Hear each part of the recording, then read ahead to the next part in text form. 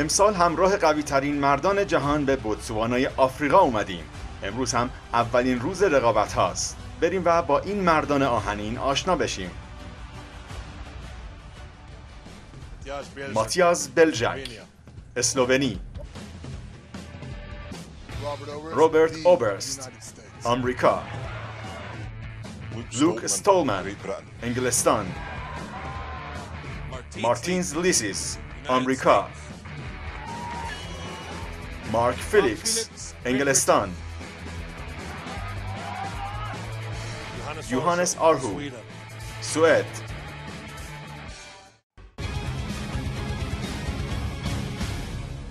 به اولین هیت در روز اول این مسابقات خوش اومدیم.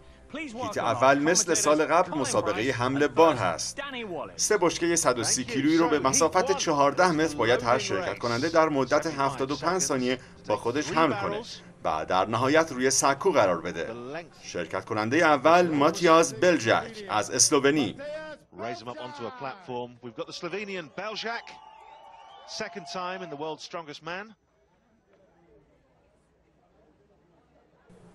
لوک استولمن از اسکاتلند که امروز اولین تجربهشه.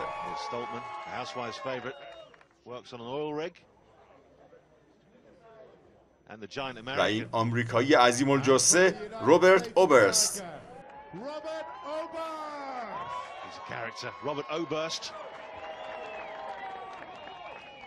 So each of these barrels is 275 pounds, that's 130 kg. با سوت داور شروع میکنن. هر کدوم یک روش خاص خودشونو دارن واسه بلند کردن وزنها. استولمن با شتابی که همین اول مسابقه میگیره موفق میشه که بشکه اول رو به مقصد برسونه. ماتیاس بلژاک هم همینطور. این نیروهای جوون تونستن تا الان اوبرست رو هم جلو بزنن. استولمن حالا دومین بشکه رو هم میرسونه. فعلا از همه جلوتره و حالا میرن سراغ آخرین بشکه.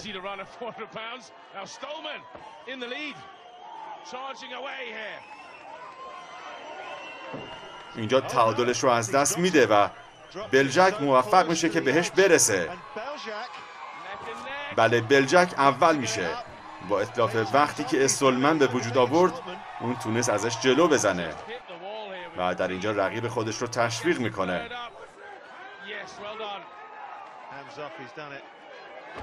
اوبرست رو میبینید که انگار دیگه واقعا پیر شده. تا الان که مثل سالهای پیش نتونست خوش بدرخشه. حالا رقبای جوونش دارن بهش روحیه میدن. و نه، بیخیال شد. خیلی ناراحته.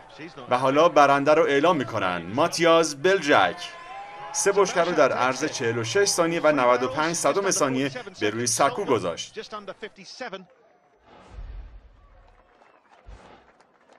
Well, if Stolman hadn't dropped that, he'd have probably done it in just over 40 seconds. But there you go. That thin ridge, hard to carry. From the United States of America. So this guy, مارتینز لیسز از آمریکا. اون هم جوونه و هم با انگیزه و اولین باره که شرکت کرده. مارک فیلیکس 50 ساله از انگلستان و 11مین باره که خودشو محک میزنه. و حالا یوهانس آرهو از سوئد امروز 5مین حضورش در این مسابقه رو تجربه میکنه. و حالا شروع این هیت. هر سه تا تقریبا همزمان بلند کردن وزنها رو.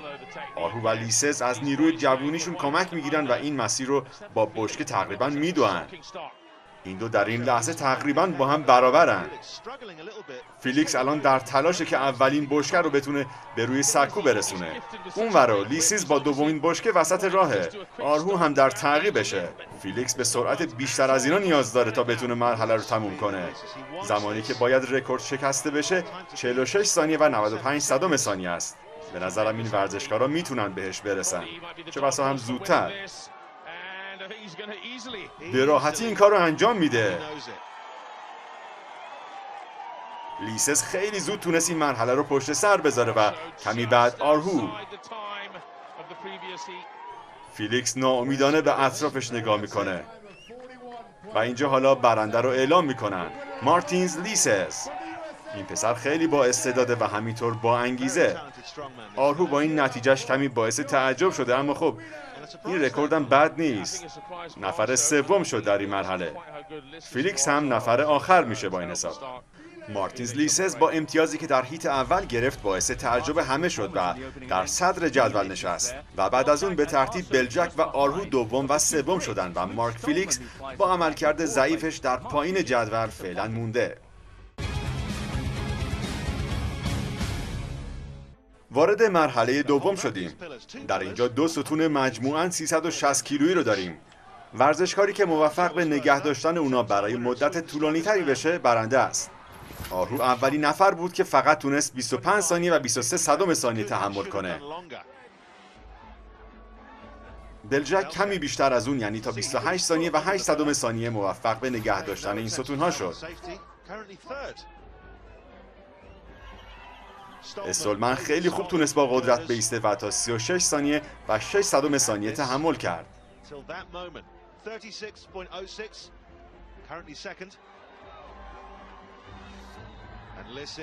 و لیسس با بهترین عمل کرد 37 ثانیه و 29 صدم ثانیه سرگروه این هیت شد.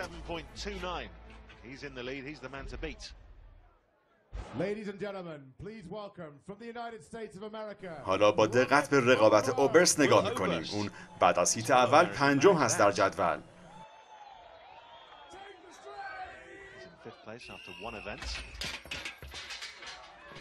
و حالا زنجیرها آزاد میشه و از زور آزمایی این قهرمان شروع.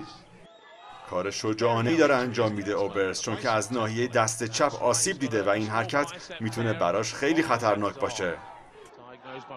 فشار زیادی رو داره تحمل میکنه تا بتونه تو این مرحله اوبرس همیشگی رو به ما نشون بده. ببینیم همین کارو میکنه یا نه. فشار روی عضلاتش هر لحظه بیشتر میشه. خوب مقاومت میکنه اوبرست.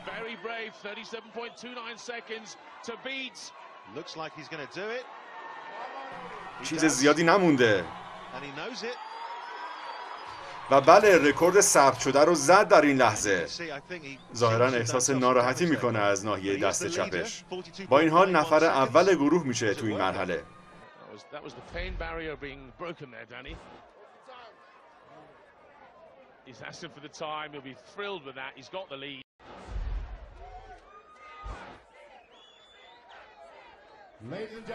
و در اینجا مارک فیلیکس رو داریم که متاسفانه در مرحله پیش نظر هواداراشو نتونست به خودش جلب کنه.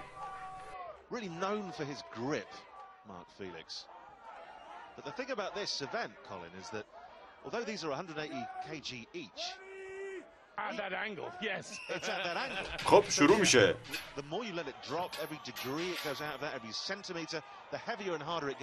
در لحظات اول که خونسرد به نظر میرسه و انگار این کار چندان سختی براش نیست. هرچند به نظرم جاگیری درستی نداشته، اما با این حال کارشو خوب داره انجام میده.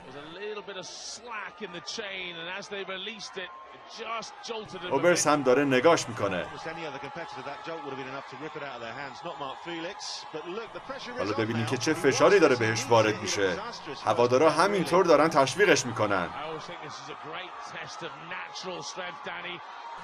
کم مونده تا به 42 ثانیه برسه و ردش میکنه. همه خوشحالن واسه این ورزشکار با اخلاق. چقدر دیگه میخواد نگه داره؟ خدای من، این زمان باور نکردنیه. و تمام یک عملکرد عالی از مارک فیلیکس. اون برنده این هیت شد. 58 ثانیه و 85 صدم ثانیه. زمان بسیار فوق‌العاده‌ای به نام این مرد ثبت میشه. خیلی خوشحاله و اینطوری جلوی هواداراش عرض اندام میکنه.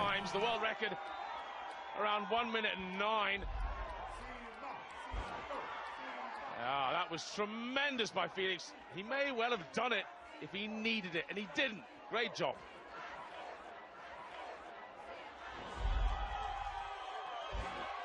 The owner of the land. Well, Mark, enjoying the moment.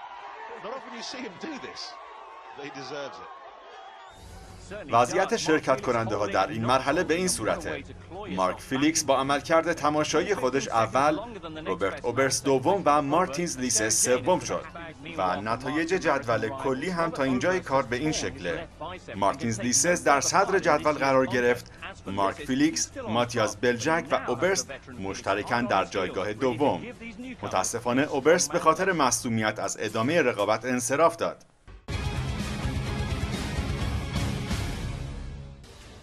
و اما مرحله سوم، شرکت کننده ها 5 میله 145 تا 175 کیلویی رو باید تا 90 درجه بلند کنن و بعد از سمت مقابل بذارن زمین و فقط 60 ثانیه برای این کار زمان دارن. بلجک تونست 4 میله رو در عرض 33 ثانیه و 61 صدم ثانیه بلند کنه و تا همین لحظه صدرنشینه.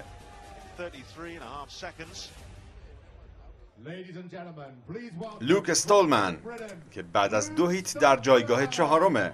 So what will Stoltman do? Still in the mix.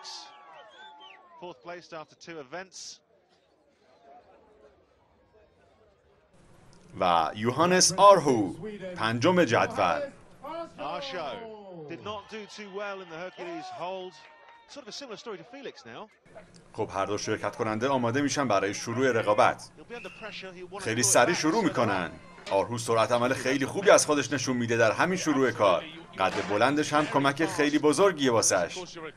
استولمن هم سعی خودشو میکنه و حواسش هست که خودشو به آرهو برسونه.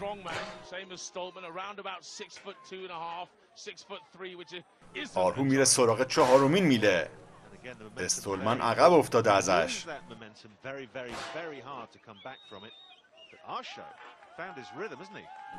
آرهو فقط 1 قدم با میله آخر فاصله داره. خب مسلماً این میله آخر سنگین ترینه و به خاطر همین کمی کنتر پیش میره. ببینیم میتونه؟ داره سعی خودشو میکنه و چیزی نمونده. بله تونست. خیلی خوب بود. 45 ثانیه و 43 صدم ثانیه. با بالا بردن 5 میله آرهو سرگروه میشه. اما استولمن فقط 3 میله رو تونست بلند کنه و فعلا سومه.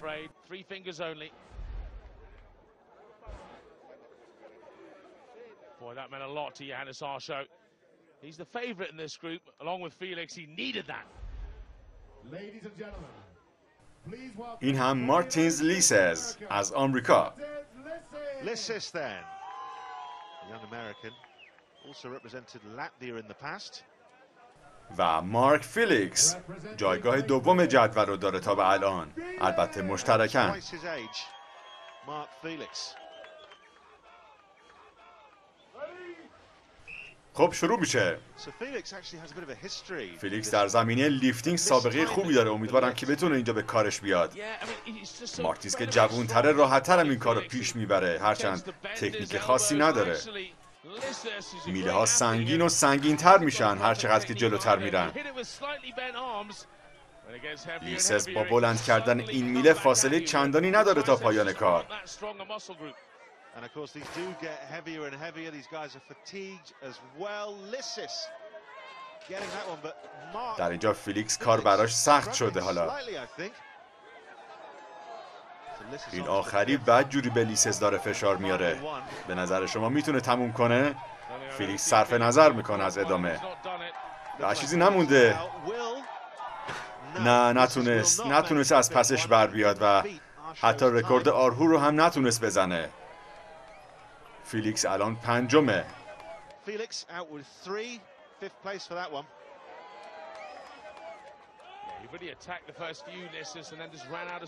لیسز با هواداراش خوشوبش میکنه. حالا در مرحله قبل اولین جایگاه به یوهانس آرهو داده شد با بیشترین امتیاز. لیسز و آرهو اختلاف خیلی کمی داشتن، اما به هر حال دوم و سوم شدن و تا به الان بعد از گذروندن 3 مرحله لیسز جوان با 15 امتیاز و اختلاف 4 با آرهو و بلجک که هر دو دوم هستن فاصله گرفته و صدرنشین شده. همینطور فیلیکس و استولمن هم چهارم شدن و در پایین جدولن.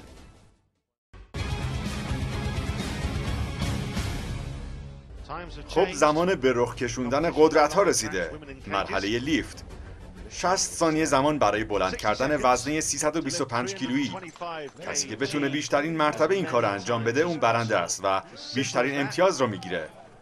خب استولمن میره زیر وزنه.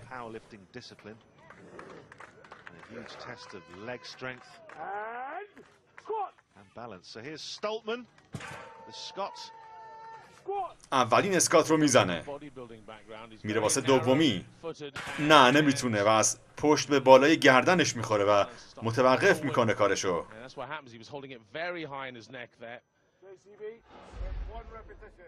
حالا صحنه آهسته رو ببینید که چه اتفاقی براش افتاد.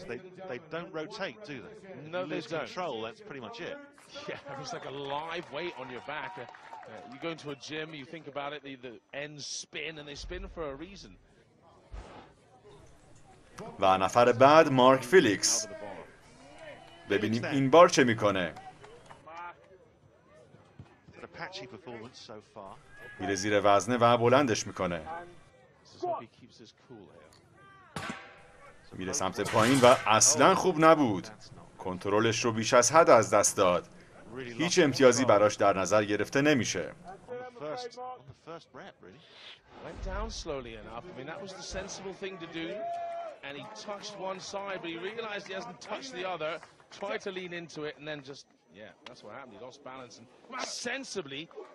این هم صحنه آهسته که کاملا نقش زمین شد فیلیکس. و حالا آرهو تجربه خیلی خوبی تو این زمینه داره و چند بار قهرمان لیفتینگ شده. خب جاگیری میکنه زیر وزنه. میبره بالا. تمرکز میکنه. میره پایین و اولی رو بسیار تمیز رفت بالا. و حالا دومی. و عجیبه سومی رو ول کرد. نمیدونم به چه مشکلی برخورد کرده. به نظر میرسه که آسیب دیده باشه.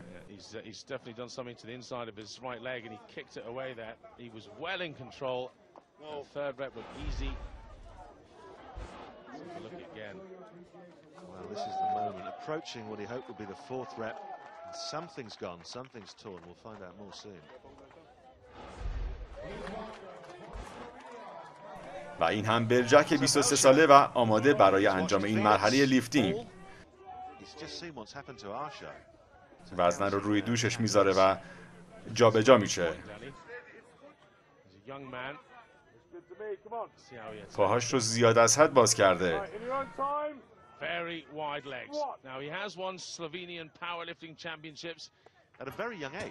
میره واسه اولی که موفق میشه. حالا میره واسه دومی. فشار زیادی وارد شده بهش. از چهرهش کاملا مشخصه. پاهاش میلرزه. 4 تا.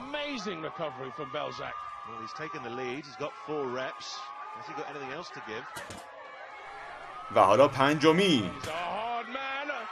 عجیبه برای بلژک هم همین اتفاق افتاد و نتونست ادامه بده. از پس آخری متاسفانه بر نیومد.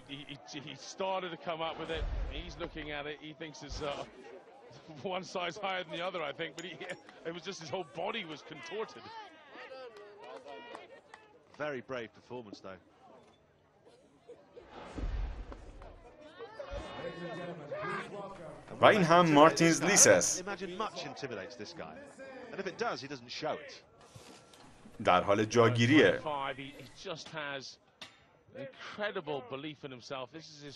خب شروع میکنه.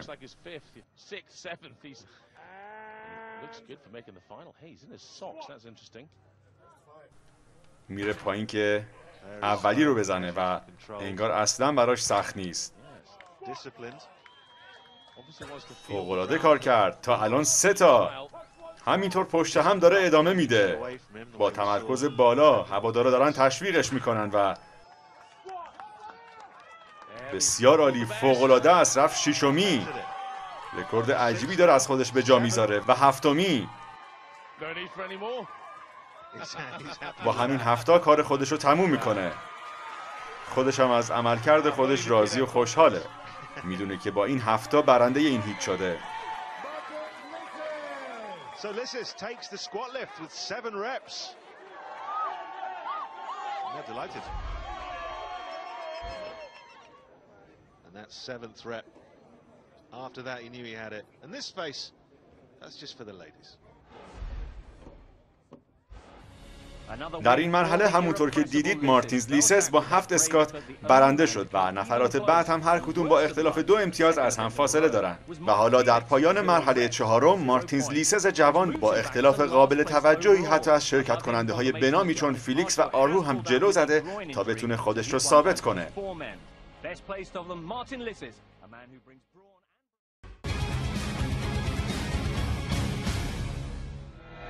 مرحله پنجم مرحله پرس با دمبل. شرکت کننده ای که به دفعات بیشتری بتونه این کار رو انجام بده بالاترین امتیاز نصیبش میشه. وزن این دمبل 100 کیلوگرمه و مدت زمان مشخص شده 75 ثانیه است.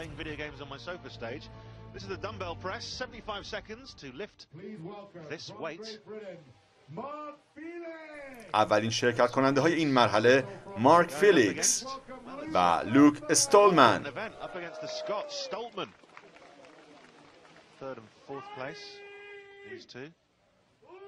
و شروع.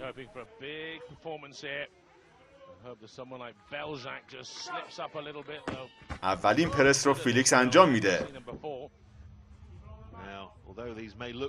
برای دومی آماده میشن که اونم میگذرونن، اما استولمن تعادلش رو از دست میده.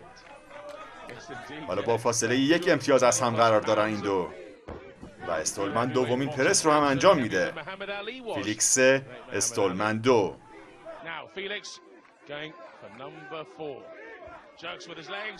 فیلیکس چهارمین پرس رو هم زد و برای پنجمین پرس تلاش میکنه.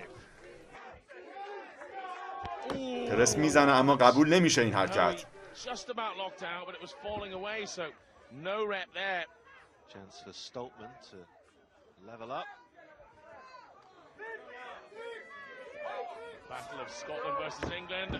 استولمن اما به جاش این حرکت رو به خوبی انجام میده.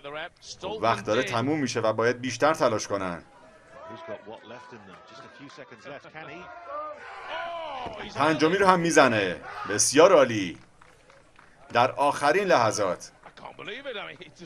خب فیلیکس با 4 پرس دوم میشه فعلا و لوک استولمن هم اول میشه با 5 پرس که انجام داد.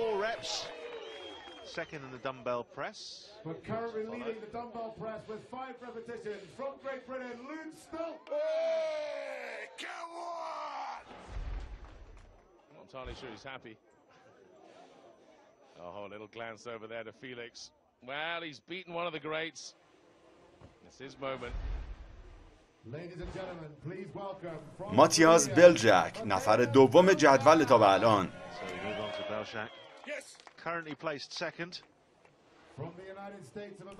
و لیسس که با جدیت تمام تا به الان این مراحل رو پشت سر گذاشته. The crowd didn't sound as enthusiastic as he did. خب داور شروع رقابت رو اعلام میکنه. بلجک زودتر از لیسز اولین امتیاز رو میگیره. لیسز یکی عقب‌تره، البته در اینکه ورزشکار قدرتمندیه هیچ شکی نیست. چپ دست هم هست. فقط ببینید که بلجک چطوری بالای سرش میبره دمبل رو. تکنیک درستری رو نسبت به لیسز استفاده میکنه. قشنگ تا بالا میبره دمبل رو و خیلی زود پایین نمیاره. تا الان 5 تا انجام داده و میره برای ششمی. 35 ثانیه دیگه زمان باقیه. بلجک همچنان امتیازش رو داره بالا میبره. الان دیگه فاصله شون به اختلاف 3 حرکت هم رسید. Gets it as well. 20 seconds to go. This is on 5. If he gets this, he goes ahead of Stoltman.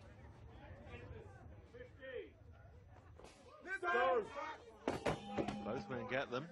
لیسز 6 تا پرس رو برای خودش انگار مناسب دیده، اما بلجک کم نیاورده و دهمی آخرین پرسی بود که بلجک رکوردش رو ثبت میکنه و با این حساب بلجک برنده این هیت میشه و لیسز پشت اون نفر دوم این مرحله میشه.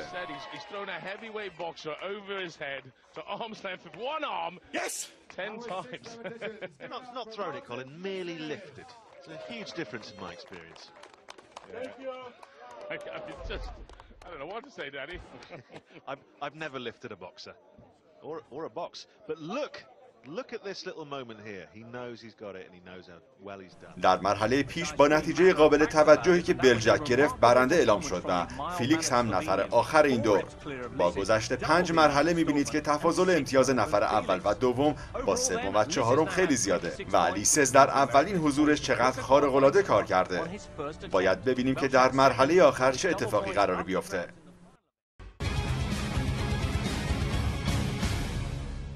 رسیدیم به مرحله آخر این رقابت، گوی‌های سنگی.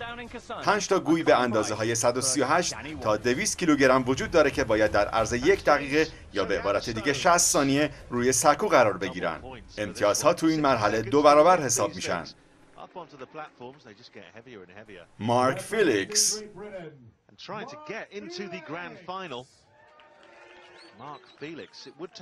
لوک استولمن.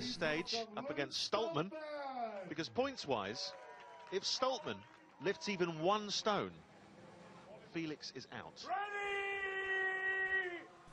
و شروع میشه. استولمن اولین گوی رو روی سکو میذاره. همزمان میرن سراغ دومی و همزمان میذارن روی سکو. تا اینجا هر دو خوب کار کردن. این بار فیلیکسی که زودتر گوی خودش رو روی سکو میذاره و رفتن سراغ چهارمی. بله، فیلیکس چهارمی رو هم گذاشت روی سکو. ظاهراً استولمن به مشکل برخورده. فیلیکس کم مونده تا تموم کنه مرحله رو. باید بیشتر تلاش کنه. کمی با گوی آخر کلنجار میره فیلیکس. استولمن هنوز درگیر گوی چهارم خودشه و الان میذاره روی سکو.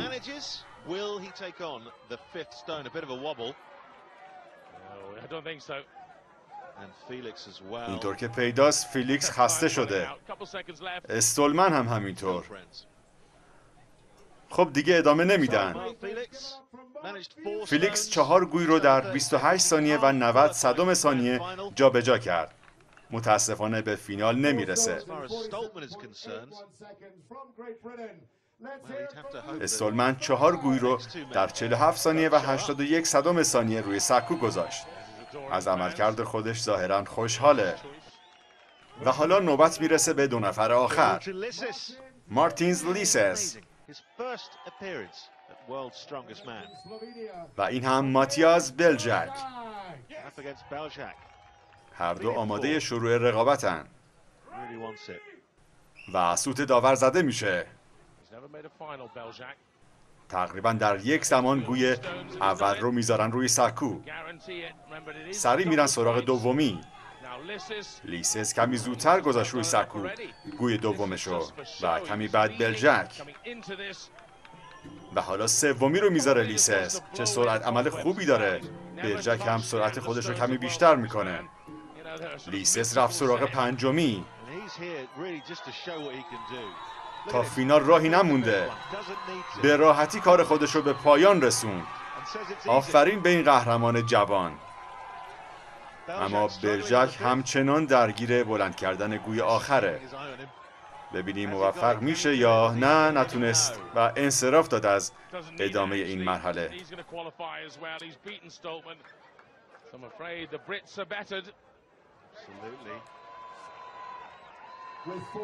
بلژاک تونست 4 گوی رو در عرض 32 ثانیه و 2 صدم ثانیه روی سکو بذاره. و لیسس 5 گوی رو در عرض 34 ثانیه و 51 صدم ثانیه روی سکو قرار داد و رفت به فینال.